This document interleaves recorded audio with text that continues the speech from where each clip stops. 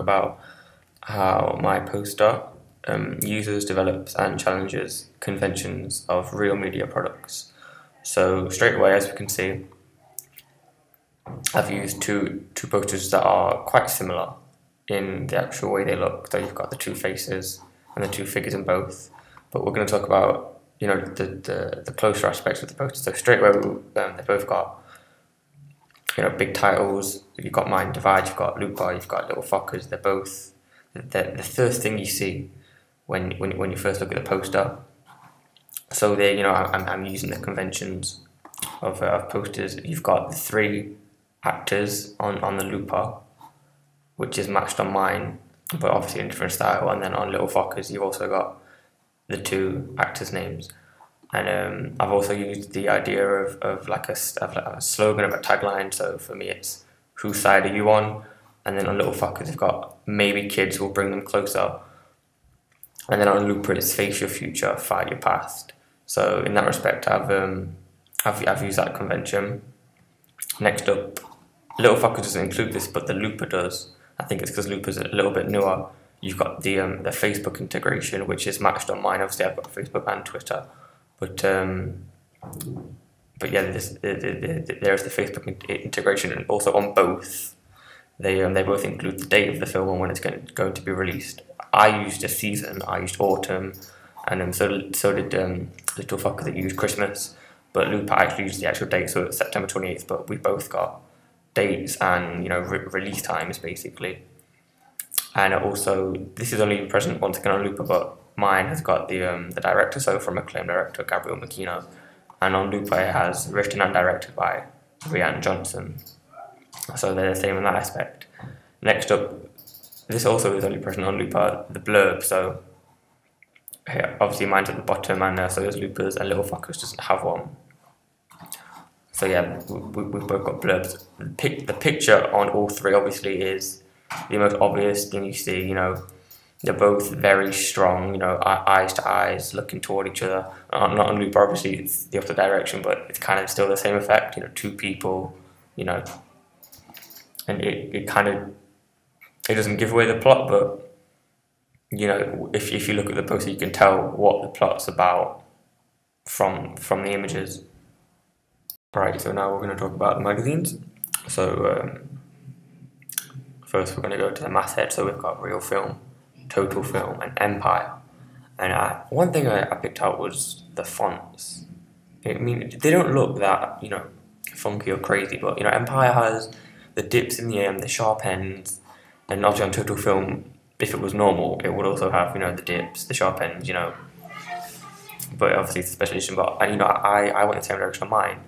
For Real Film, we've got the pointing out edges, the curves on the R, the dip on the M, and then the very sharp, end of the M.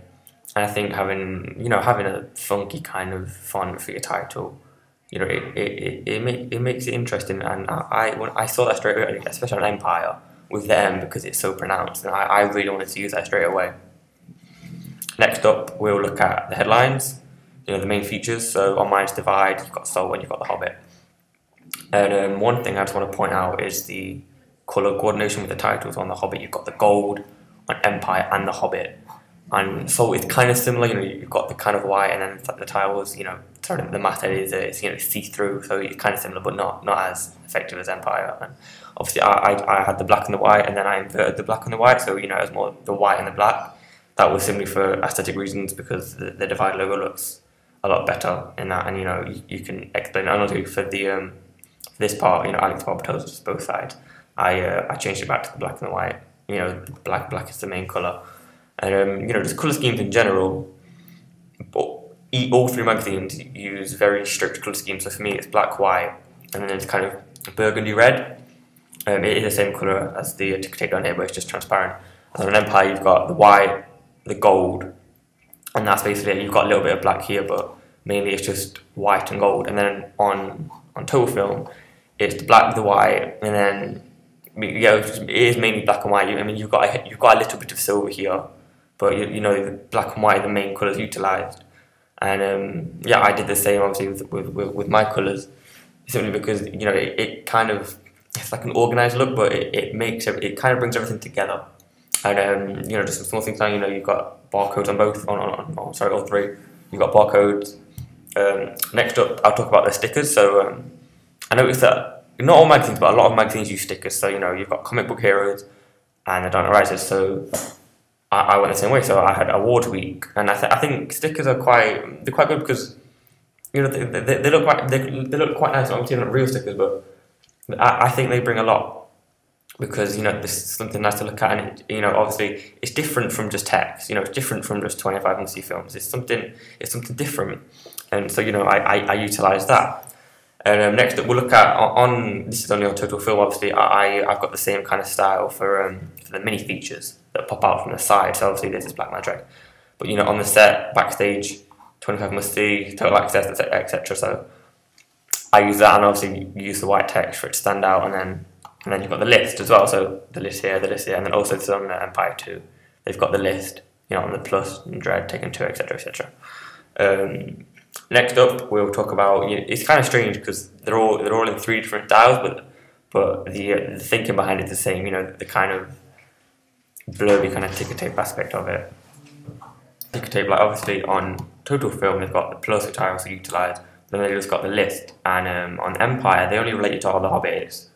Continues inside. So all 3 entice a reader to to turn the page, to buy the magazine and to turn the page and look what's inside.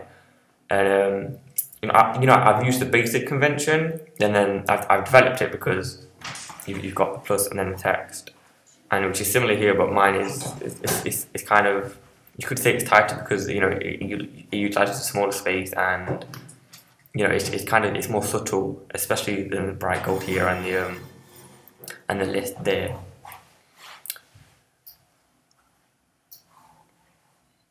Next up, I want to talk about how I challenge the convention. In Total Film and both in Empire, they use this up here, like the exclusivity of the certain issue. So you've got Precious Exclusive, and you've got.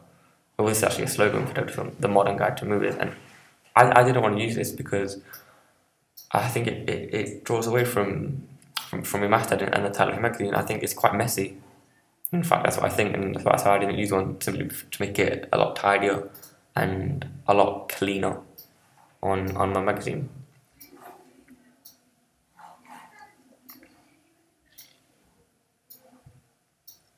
And next up, we'll talk about the images on all 3. I mean, I know it's on Empire and on Total Film. The image doesn't address the reader. It's more of an action shot from the movie. So in The Hobbit, you've got Zach Gollum, and then you've got this dude. It's like they're in character almost. And in Soul, you've got Angelina Jolie, with a gun in character, and it's the same in mine. I mean, you've got Riley here, looking over his shoulder at his past personality, they're in character, and I wanted to use that because it's a lot more immersive. I think you're not looking at a person or an actor, you're looking at a plot, you're looking at a story. So that's why I used in that one. And just to note, the images in The Hobbit, they're quite similar. You've got the dude in front, and then you've got the person behind, which is kind of nice. The extra dimension it brings, other than just a one-dimensional just plain actor, I think. So yeah.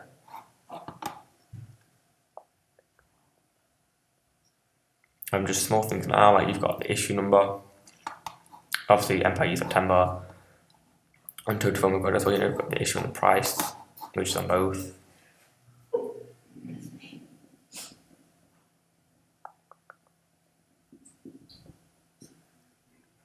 And that's it.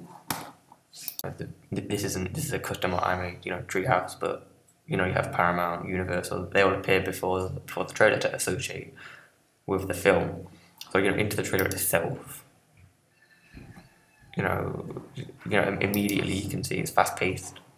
You've got the phase between the shot, and you've got a soundtrack, which is common in a lot of trailers. I'm never coming back. I don't know if you call that, but there's the voiceover as well, which is common in a lot of trailers. The voiceover in mine was from the main character, so and especially because the plot of mine is very personal to the character, the voiceover in the trailer kind of brings that across. The personal and kind of the mental aspect of it, it's not really a physical film. It's more of a mental battle for him.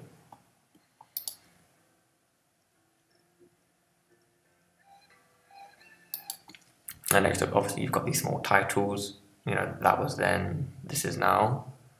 And then before that, you saw a few shots. You know, it was kind of, I would just go back. It was kind of like a jump shot, just from there to there. So look, there's there.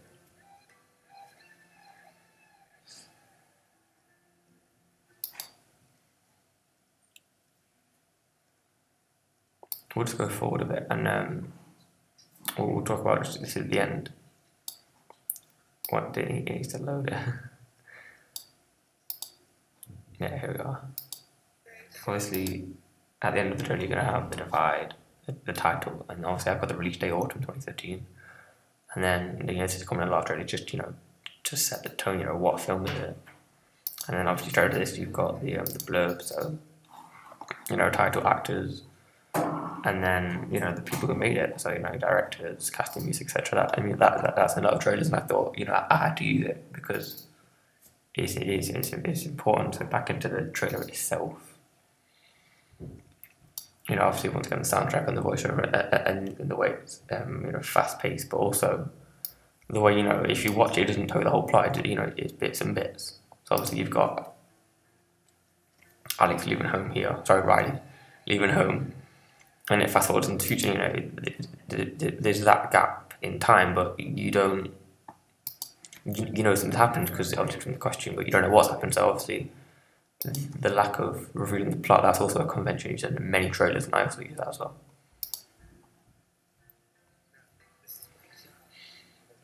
But not me.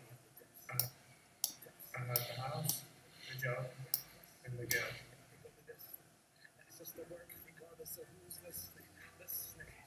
But I didn't move one.